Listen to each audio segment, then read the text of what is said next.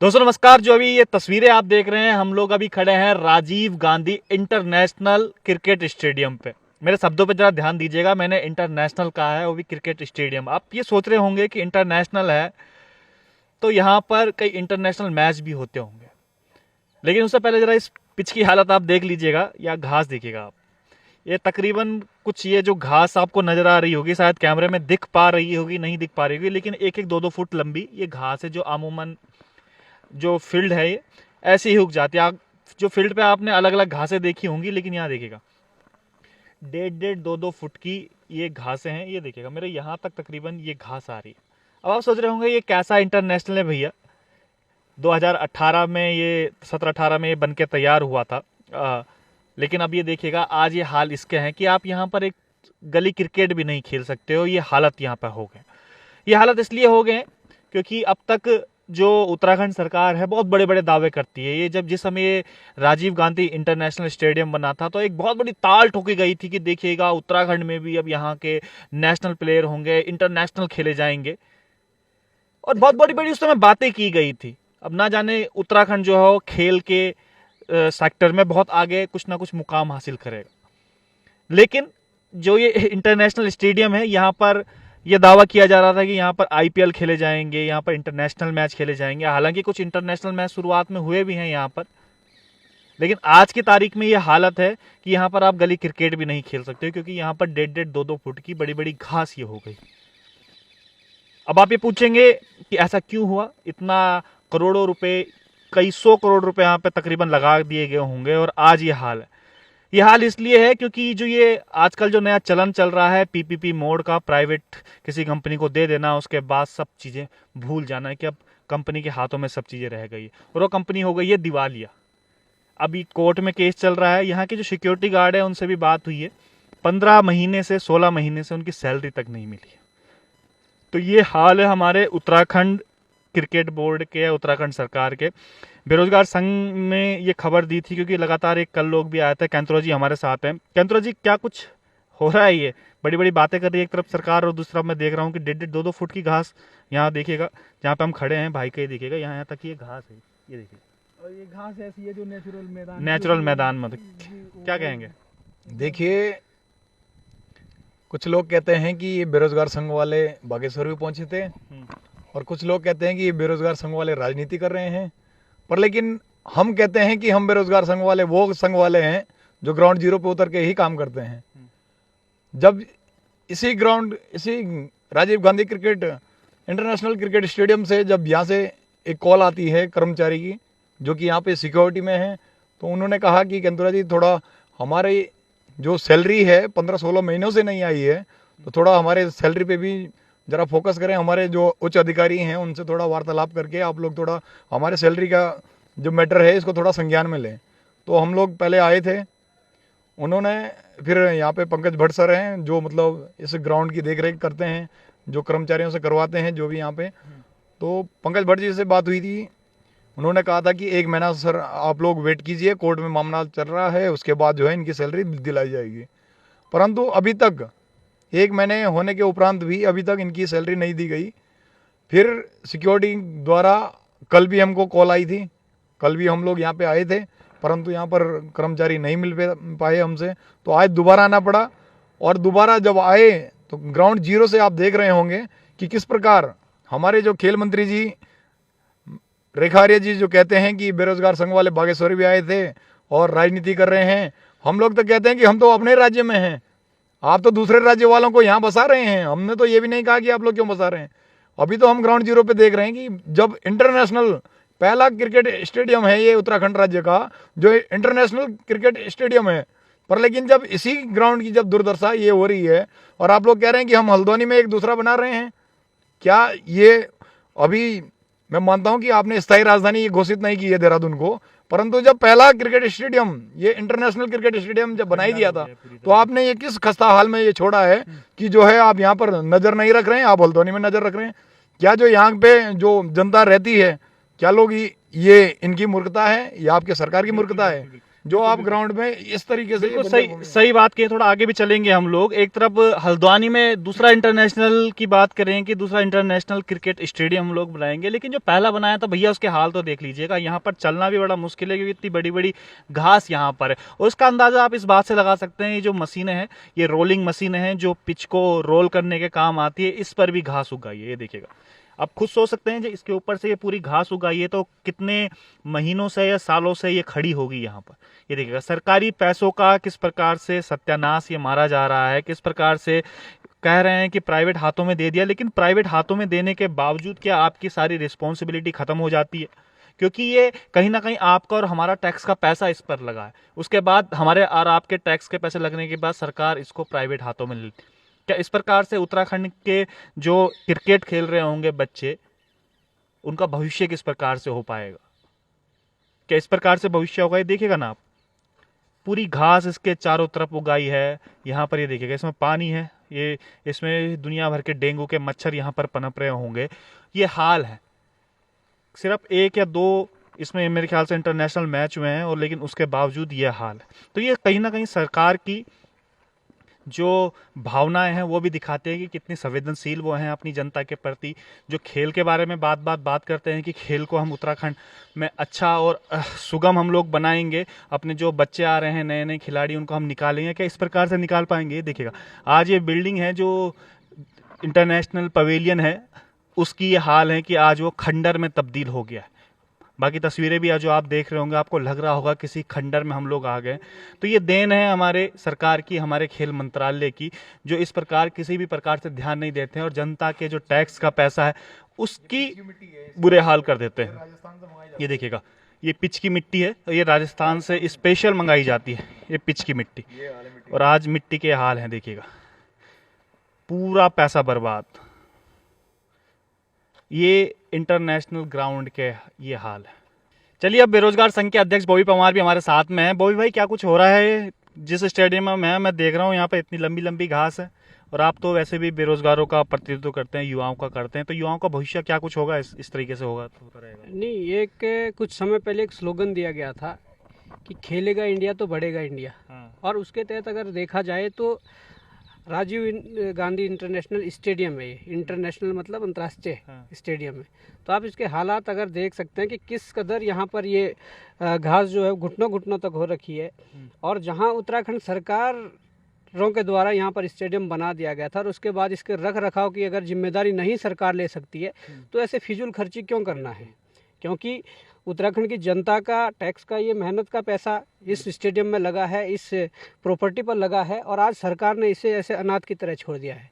और आपने अगर लीज पे भी दिया है, पर जिन कंपनियों को लीज पर दिया है, क्या उन कंपनियों के द्वारा इस स्थिति में, इस बदहाल स्थिति में इसको रखा गया? जब बीच में वैश्विक महामारी कोविड आई थी तो उस दौरान यहाँ कोविड सेंटर बनाया गया था, क्या उसके हालत थे? या उसके बाद भी सरकार ने इसका संज्ञान नहीं लिया?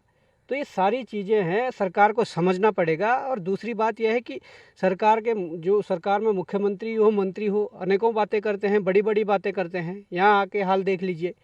अगर इस प्रकार की हालात रही तो किस प्रकार से प्रदेश का युवा आगे बढ़ेगा? किस प्रकार से वो खेल में अपनी प्रतिभा दिखा पाएगा? जब आपको उन्हें इस प्रकार के मंच प्रदान नहीं कर पाएंगे, इस प्रकार के जो स्टेडियम है, फील्ड है, वो प्रदान नहीं कर पाएंगे, तो किस प्रकार से वो आगे बढ़ेगा? दूसरी बात यह है कि मैं 2-4 दिन पहले खेल मंत्री का एक बयान सुन रहा था, जिसमें रेखा आर्य जी कह रही थी कि उत्तराखंड के जो पढ़ने लिखने वाले युवा हो पढ़ रहे हैं, जिन्हें राजनीति करनी है वो राजनीति कर रहे हैं। तो हम उन्हें ये कहना चाहते हैं कि अगर आपके अंदर विजन होता, अगर आप एक उच्च स्तर के, या मतलब मैं कहूँगा कि एक अच्छी विजनरी एक लीडर होती, तो उत्तराखंड सरकार कभी भी ऐसे स्टेडियम को लीज पर ना देती। वो आपका खेल विभाग था, तो आप खेल विभाग के अंडर में इस स्टेडियम को ले सकते थे और उसमें कई लोगों को इस स्टेडियम के खेल विभाग में लेने से रोजगार मिल सकता था और कहीं ना कहीं हमारे उत्तराखंड के युवाओं को एक इस प्रकार का मैदान मिल सकता था जिससे कि कई प्रतिभाएं यहाँ से निकल सकती। वही मैं देख रहा हूँ आजकल ये प्राइवेट का बड़ा फैशन सा चल पड़ा है कि कुछ सरकारी पैसा लगाओ, हमारे आपके टैक्स का पैसा लगाओ, उसके बाद किसी भी प्राइवेट कंपनी को दे दो, उसके बाद उसकी जो कीमत है वो दिगनी तोगनी चौगुनी तक कीमत हो जाती है। जैसे आपका एग्जांपल सर्वे चौक वाला जो हॉस्टल बना हुआ है उसका भी है। तो एक फैशन सा हो चला कि बड़ी आसान हो जाती है चीज़ें कि बनाओ और एक बेच दो। क्या आपको क्या लग रहा है ये एक कमीशन-खोरी का एक नया तरीका निकल आया है सरकार की तरफ से? नहीं, मैं कहता हूँ, मैं इसका घोर विरोधी रहा हूँ हमेशा कि सरकार सरकारी पैसे से, जनता के टैक्स के पैसे से कोई किसी भी चीज़ का निर्माण करे और उसके बाद वो प्राइवेट में उसे दे दे। अगर आपको प्राइवेट में देना ही है तो प्राइवेट में पहले ही आप उसको दे दो। वो जो जिसे आप दे रहे हो वो बनाने से लेकर वो उसका रख रखाव का खर्चा अपने आप करें। उसके बाद जो कुछ होता है वो परसेंटेज फिक्स कर ले सरकार की, इतना सरकार को देना है। पर ऐसा क्या है कि आप पूरे बनाए फिर किसी प्राइवेट एजेंसी को सौंप रहे हो, कंपनियों को सौंप रहे हो, तो ये बड़ा दुर्भाग्य है क्योंकि इस पे मेहनत का पैसा, जनता का टैक्स का पैसा यहाँ पर लगा हुआ है। बिल्कुल बिल्कुल। तो मैं ये कहना चाहता हूँ उत्तराखंड सरकार से कि इस प्रकार की जो चीज़ें हैं इनमें ध्यान देने की ज़रूरत है और इन चीज़ों को सुधारने की ज़रूरत है। और अगर आप नहीं सुधार सकते, अगर ध्यान नहीं दे सकते, तो आप वो बड़ी बड़ी बातें करना छोड़ दीजिए कि उत्तराखंड कितने आगे बढ़ गया, उत्तराखंड में क्या हो गया है। बिल्कुल। और हमें उम्मीद है कि ये जो दर्शक देख रहे हैं और सरकार तक हमारी ये बात पहुंचेगी तो ज़रूर सरकार इस पर संज्ञान ले। अगर ऐसा नहीं हुआ तो ज़रूर हम जो कदम उठाएंगे वो ज़रूर उठाएंगे इस प्रदेश हित में, अपने उन युवाओं के हित में जिन युवाओं को यहाँ पर अवसर मिलना था, जिन युवाओं ने यहाँ पर खेलना था, जिन युवाओं को इस स्टेडियम का फ़ायदा मिल सकता था, लाभ मिल सकता था, उनके लिए ज़रूर आवाज़ उठाएंगे। बिल्कुल बिल्कुल। और ये जो आप कह रहे थे, जो आपने बोला था, स्लोगन देना बड़ा आसान है, खेलेगा इंडिया बढ़ेगा तभी तो बढ़ेगा इंडिया, संकल्प नए उत्तराखंड का, तमाम स्लोगन हमने देखे हैं जब से यहाँ पर सरकार बनी है। लेकिन उन स्लोगन का जब हम धरातल पर देखते हैं तो ये है, आपका और हमारा टैक्स का पैसा लगेगा, उसके बाद किसी प्राइवेट हाथों में दे दिया जाएगा, कमाई होगी तो प्राइवेट हाथों में होगी। जनता का क्या उससे फायदा? जनता के लिए कहा तो जाता है कि जनता के लिए बनाया जाएगा, जनता की सुविधाओं के लिए बनाया जाएगा, लेकिन एक्चुअल में जो प्राइवेट माफिया है ये सरकार और आपसी मिली भगत से उनका फायदा ये करवाती है। तो ये जनता को भी सोचना पड़ेगा और हम आपको भी सोचना पड़ेगा, क्योंकि ये हमारे भविष्य का सवाल है। बिट्टू भाई, क्या कुछ कहना चाहेंगे? आप भी आए हैं यहाँ पर कि सरकार की इस तरीके से खंडर जो बना दिया है, ज़्यादा साल नहीं हुए हैं, मेरे ख्याल से 17-18 में तैयार हुआ होगा। 16 में, 16 के टाइम पे। अरे देखिए, हरीश रावत के टाइम पे ये स्टेडियम बना था, उन्होंने उद्घाटन करा था। मुझे याद है जिस दिन ग्रेट खली का यहाँ पे प्रोग्राम रखा गया था, उस समय बड़ी उत्सुकता थी हमारे अंदर भी कि हमारे राज्य में भी अब इंटरनेशनल मैच देखने को मिलेंगे और इंटरनेशनल लेवल के खिलाड़ी हमें देखने को मिलेंगे। बहुत उत्सुकता थी, लेकिन जिस हालात में हम आज देख पा रहे हैं, बहुत चिंतनीय विषय है। बहुत एक ऐसा मन करता है कि क्या इस राज्य में क्या कोई गवर्नमेंट नहीं है, क्या कोई इस जिम्मेदारी के पद पे कोई व्यक्ति नहीं है, या इस जो सरकार में बैठे हुए लोग उनको अपने राज्य की चिंता नहीं है। जिस हालात में ये ग्राउंड पहुंचा, जब भी मैं घास देख रहा था तो ये घास जो नेचुरल मैदान की घास होती है वो बिल्कुल नाश है। इसमें जंगल वाली घास उग रखी, इसमें पूरा जो ग्राउंड का स्ट्रक्चर हमने चारों तरफ से देखा तो ये पूरा उसका दोबारा से इसकी प्रक्रिया शुरू करनी पड़ेगी। इस हालात में ये पहुंच गया, कितने करोड़ रुपए इसमें लगे हुए हैं, कैसी कैसी हमारी बातें मुख्यमंत्री करते हैं, हमारी खेल मंत्री करती है कि हम अपने राज्य को खेल में इस ऊंचाइयों तक पहुंचा रहे हैं। यहाँ पर कर्मचारी है बेचारे, 17 महीने से उनकी तनख्वाह नहीं आ रही है। देखो गरीब हर जगह कहाँ है, गरीबी पिस रहा है। और कैसी कैसी ऊपर पोस्टरबाजियों में हवा में बातें करी जाती कि हमने राज्य को ऐसा कर दिया, हम चौमुखी विकास कर रहे हैं। तो क्या ये चौमुखी विकास देख पा रहे हैं? ये मतलब इस हालात में ग्राउंड पहुंच गया है कि ये एक कूड़ादान समझ लीजिए। यहाँ कूड़ा इतना पड़ा हुआ है, सारे चारों तरफ से घास बनी हुई है। एक करोड़ों की, अरबों की संपत्ति को आपने कूड़ादान में तब्दील कर दिया। ये सरकार की, मैं मानता हूँ ये सरकार की नाकामी है कि आपने ऐसे कंपनी को यहाँ हायर करा है कि जो बिल्कुल दिवालिया स्थिति में थी, जिनको मतलब ग्राउंड तो दिवालिया स्थिति में लेके गए, लेकिन जो यहाँ के कर्मचारी है उनको भी एक ऐसे दिवालिया कर दिया है। 17 महीने से उनकी कंपनी नहीं, वो बेचारे आत्महत्या के लिए तैयार हो रखे हैं। और सरकार की ये देखिएगा, करोड़ों अरबों रुपए लगाने के बाद आज ये हालत है कि ये खंडर में तब्दील हो चुका है। ये आपका और हमारा टैक्स का पैसा ही है। हालांकि प्राइवेट सेक्टर में ये दे दिया है, लेकिन प्राइवेट सेक्टर में ये देखिए हालत क्या हो गई। हर जगह ये, जहाँ पर आप नज़र मारेंगे कुछ ना कुछ उखड़ता हुआ यहाँ पर नज़र आएगा, और हर जगह यहाँ पर खंडर में बिल्कुल तब्दील हो चुका है ये पूरा का पूरा। तो बने रहिएगा और दिखाते हैं आपको कि किस प्रकार से बाकी और चीज़ें हैं यहाँ पर। लेकिन एक सोचनीय विषय भी है कि जहाँ पर हम लोग गर्व करते थे कि इंटरनेशनल क्रिकेट स्टेडियम बना है और हमें लगता था कि अब आईपीएल हम लोग यहाँ पर देख पाएंगे, हमें लगता था कि अब जैसे वर्ल्ड कप चल रहे हैं वर्ल्ड कप यहाँ पर हम लोग देख पाएंगे। लेकिन दुख इस बात का है कि यहाँ की जो सरकारें हैं या यहाँ पर जो जितने भी अधिकारी हैं वो कितने अपने आप में जागरूक हैं, जो ये सब चीज़ें हमें देखने को मिल पा रही है। चलिए अब हम लोग जो स्टेडियम है उसके बाहर आप पीछे पढ़ भी सकते हैं जिसमें लिखा हुआ है इंटरनेशनल क्रिकेट स्टेडियम। और ये देखिएगा एक कंपनी जिनके लोगो है ट्रिक कंपनी है और ये यहाँ पर सिक्योरिटी का काम करते हैं। जो मैंने आपको अंदर भी बताया था कि हाल ये है कि पिस्ता हमेशा गरीब आदमी ही है। 15-16 महीने से तनख्वाह नहीं मिली है भैया अभी तक, तो ये हाल है। 15-16 महीने से तनख्वाह नहीं मिली है जो आपने बताया था। बोला नहीं अंदर से क्या हुआ भैया, क्यों नहीं मिल रही हो तनख्वाह? गरीब आदमियों का ही हक मारोगे सबसे ज्यादा। हमने कई बार बोला है, हर महीने बोलते हैं। हाँ। लेकिन बस हो रहा है, कर रहे हैं। अभी जो है तैयारी चल रही है। 17 महीने से नहीं मिली है। 17 महीने से नहीं मिली है। बताइए अब हम अपना परिवार जो है कैसे चला रहे हैं वो हम ही लोग जानते हैं। पेट्रोल का पैसा भी जो है घर से लाना पड़ता है। दूसरी कंपनी का क्या नाम है? दूसरी कंपनी का नाम है ILFS। अच्छा देखिए, हुआ ये है कि ILFS ने ये लिया है स्टेडियम पूरे उस पे, और जो सिक्योरिटी का काम है वो ट्रिक कंपनी को दिया है, जो आपके लोगों भी देख सकते हैं। और अब IFL जो कंपनी है उन्होंने जो ट्रिक कंपनी को उसको पैसा नहीं दिया है और उन्होंने इनको पैसा नहीं दिया है। अब कंपनियों के इस झोल में MOU साइन हुआ कि नहीं हुआ, किस तरीके से MOU था, लेकिन कंपनियों के इस झोल में पिस रहे हैं ये गरीब सिक्योरिटी गार्ड। खुद सोचेगा, गरीब सिक्योरिटी गार्ड 17 महीने से तनख्वाह नहीं मिली है तो क्या कुछ हाल हुआ होगा। वही 10-12 हज़ार रुपये तनख्वाह जो नहीं दी जा रही है। तो उत्तराखंड गवर्नमेंट को भी कम से कम सोचना चाहिए कि भैया हमेशा गरीब ही क्यों पिसता है। और आपके अंदर के कुछ झोल होंगे कंपनी के, वो आप देखिएगा आपकी सरकार से क्या बन रही है क्या नहीं बन रही है, सरकार के साथ क्या कुछ MOU तय हुआ है। इनको तो MOU का मतलब ही नहीं पता होगा कि MOU होता है क्या है, कंपनी किस तरीके से काम करती है, लेकिन तनख्वाह इनकी नहीं मिली जा रही। तो अपने आप में सवाल, आप भी काम करते हैं भाई साहब यहीं का? जी सर। कितना समय से आप काम कर रहे हैं यहाँ पे? सन 2017 से। अच्छा, 17 महीने की आपकी भी तनख्वाह नहीं मिली है? मिली कितनी तनख्वाह हो गई तकरीबन? तो 10,700 है हमारी। नहीं तो टोटल कितनी होगी 17 महीने की? 10,700 के हिसाब से आप खुद ही कैलकुलेट कर दीजिएगा। 10,700 रुपये तनख्वाह है मात्र। PF वगैरह भी कटता है सारा? PF भी कटता है। क्या बोल रहे हैं आप? PF भी कटता है। क्या बोल रहे हैं आप कंपनी वाले?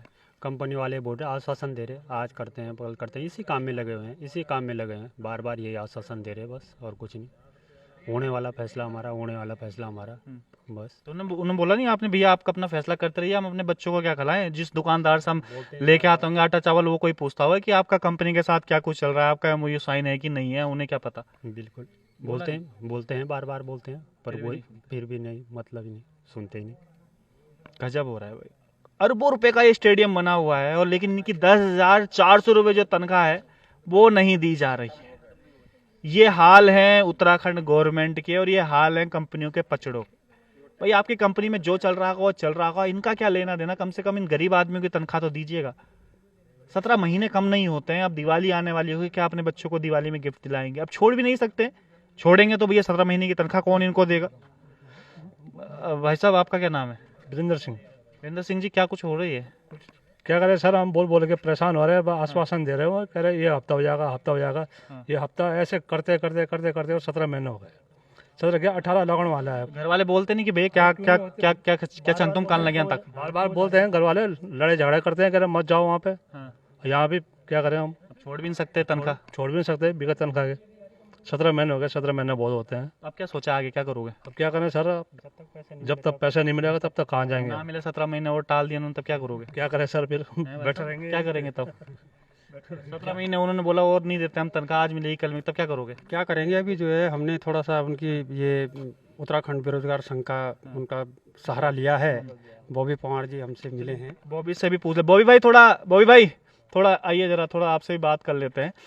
एक सवाल ये बन रहा है बॉबी भाई, आप इनके साथ आए हैं, आपको तो साधुवाद है। पहले 17 महीने से तनख्वाह नहीं मिली इन लोगों की और कंपनी कह रही है कि अब मिलेगी तब मिलेगी। मेरा सवाल था कि 17 महीने और ना मिलेगी तब क्या करोगे? क्या ऐसे ही बैठे रहोगे घर में? हमेशा कह रहे हैं कि लड़ाई झगड़े होते रहते हैं इस बात को लेकर। क्या कुछ सोचा है? आप इनके साथ आए हैं? नहीं, देखिए बड़ा दुर्भाग्य है कि हमारे प्रदेश के अंदर हमारे लोगों पर इतना अत्याचार हो रहा है। जिस प्रकार से उत्तराखंड सरकार ने जनता के टैक्स का पैसा और उत्तराखंड का जो पैसा था वो यहाँ पर लगाया और उसके बाद इसके रख रखाव के लिए और इसकी स्टेडियम की पूरी जिम्मेदारी किसी प्राइवेट कंपनियों को दे दी, तो ये सरकार का फेलियर है। सरकार को या तो अपने अंडर में इसको रखना चाहिए था, खेल विभाग के अंडर में रखते, उत्तराखंड क्रिकेट एसोसिएशन है उनको इसे देते, पर अपने लोगों को ये स्टेडियम देना चाहिए था। परंतु आज स्थिति दुर्गति ये है कि बाहर की कंपनियों को देकर यहाँ पर जो हमारे स्थानीय लोग जो काम कर रहे हैं, वो चाहे यहाँ पर गार्ड की नौकरी कर रहे हो, चाहे अंदर माली की नौकरी हो, जो सारी चीज़ें हैं, उनको 17 महीने से सैलरी ना मिलने का सीधे पीछे ये कारण है कि कहीं ना कहीं सरकार पूरी तरह से फेल है। और मैं ये कहना चाहता हूँ धामी जी से कि इतनी बुरी स्थिति इस ग्राउंड की हो रखी है, इतनी बुरी स्थिति इस स्थल की है कि अगर लोग जाएंगे देखेंगे तो जिस प्रकार का नाम है कि इंटरनेशनल स्टेडियम, तो उस प्रकार का कुछ दिख नहीं रहा है। नहीं, मेरा सवाल ये था कि अब चलो इनको नहीं मिल रही है 17, अब आगे क्या करेंगे ये लोग? कुछ आप ही बताइएगा, क्योंकि आप तो इतने आंदोलन आपने लड़े हैं, क्या है आगे का प्लान? नहीं, आगे हम इनके साथ हैं और जिस भी स्तर पर हमें जाना पड़े, जिस भी स्तर पर कोशिश करनी पड़े हम करेंगे। हमने अभी हफ्ते भर का टाइम इन्हें दिया है कि आप हफ्ते भर में सोचकर बता दीजिए कि इनकी सैलरी देनी है नहीं देनी है, क्योंकि इनके मेहनत का पैसा है। और अगर कंपनियां इनके बात को नहीं मानती है, हफ्ते भर के अंदर इनकी सैलरी नहीं देती है, तो हम अपना जो अगला कदम है उठाएंगे। आपको लग रहा है कि इन्होंने 17 महीने से दिया, हफ्ता भर में कुछ करेंगे? नहीं करेंगे तो भुगतेंगे उस चीज़ को, सीधी सी बात है। देखिए मैं तो ये कहता हूँ कि अगर मैं कोई विभाग हूँ और मेरे विभाग में किसी ठेकेदार का रजिस्ट्रेशन है, उस ठेकेदार को कोई ठेका मिला है, तो अगर विभाग साल 5 साल 6 साल 7 साल 10 साल भी उस ठेकेदार का पेमेंट नहीं करेगा, तो जो उसने ठेकेदार ने काम करवाया होगा वो लेबर का पैसा तो नहीं रोक सकती है। ये अधिकार ठेकेदार को नहीं है। अधिकार ने अगर बॉन्ड भरा है, ठेकेदार ने अगर वो जिम्मेदारी ली है, तो लेबर की जिम्मेदारी उनकी है। वो लेबर का पूरा निपटा कर वो अपने आप पर पूरा वो बोझ डालेंगे, अपने आप पर वो पूरा लोड लेंगे और उसके बाद उसकी लड़ाई सरकार से या उस विभाग से होगी जिससे उसे टेंडर मिला है। तो मैं यही कहना चाहता हूँ, कंपनी को संज्ञान लेकर और इनका जो है निस्तारण करना चाहिए और सरकार को जरूर ये संज्ञान लेना चाहिए कि आपका फेलियर इतना है कि उत्तराखंड में जनता के टैक्स के पैसे से ऐसी बिल्डिंगें बनाई जा रही है, ऐसे स्टेडियम बनाए जा रहे हैं और उसके बाद उसे एक तरीके से इस प्रकार से छोड़ा जा रहा है जहां पर हमारे लोगों का शोषण हो रहा है। ये उत्तराखंड सरकार को समझना पड़ेगा और अगर नहीं समझी तो हम जवाब देने के लिए तैयार है और जवाब देंगे। बिल्कुल, वो कह रहे हैं कि कंपनी अभी कोर्ट में चल रही है। भाई नियम कानून में देखता हूँ कि कंपनियों के लिए नियम कानून है या सरकारों के लिए नियम कानून है या जो अधिकारी बैठे हुए हैं उन्हीं के लिए नियम कानून है, इनके लिए क्या कुछ नियम कानून है? जो इनके घर में 17 महीने से अभी तक तनख्वाह नहीं मिली है, कहाँ से अपने बच्चों का भरण पोषण करेंगे? बहुत सारी चीज़ें होती हैं, अपने घर में राशन भरना पड़ता है, बच्चों की फीस देनी पड़ती है, तमाम सारी चीज़ें। 17 महीने क्योंकि कम नहीं होते हैं, 1.5 साल के तकरीबन होते हैं। तो ये हाल है उत्तराखंड गवर्नमेंट। ये कम से कम सोचना चाहिए का जो आम आदमी की बात करते हैं केवल बड़े बड़े बैनर पोस्टरों पर लिखने से कि संकल्प नए उत्तराखंड का, वो नहीं हो जाता। संकल्प नए उत्तराखंड का तब साबित होगा जब ऐसे जो मिडिल क्लास फैमिली है, जो 10-11 हज़ार रुपये में नौकरी करने वाली है, जब वो खुश रहेंगे, जब उनके घर में टाइम से राशन पहुंचेगा, टाइम से उनके घरों की बच्चों की फीस जा पाएगी। तो उम्मीद करते हैं कि कुछ ना कुछ करेगी। और जो बेरोजगार संघ के अध्यक्ष हैं बॉबी परमार, उन्होंने कहा है कि एक आश्वासन भी दिया है, हफ्ते भर का टाइम दिया है, अगर कुछ नहीं करेगी तो उसके बाद वो कुछ बड़ा एक्शन लेंगे। तो उस बड़े एक्शन के लिए भी देखते हैं कि क्या कुछ बॉबी परमार करेंगे और क्या इनकी नींद खुल पाती है कि नहीं खुल पाती। तब तक के लिए बने रहिएगा विजय पथ न्यूज़ पर। बहुत बहुत धन्यवाद।